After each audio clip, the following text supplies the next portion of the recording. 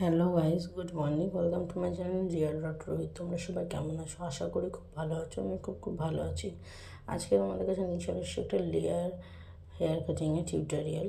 তো ফার্স্টে ক্লায়েন্টকে তোমরা জিজ্ঞেস করে নেবে, মানে প্রথমে চুলটা ভালো করে ভিজিয়ে চুলটা দুভাগ করে নেবে এবং ক্লায়েন্টকে জিজ্ঞেস করে নেবে যে সামনের লক্সটা কতটা লেন্থে রাখবে।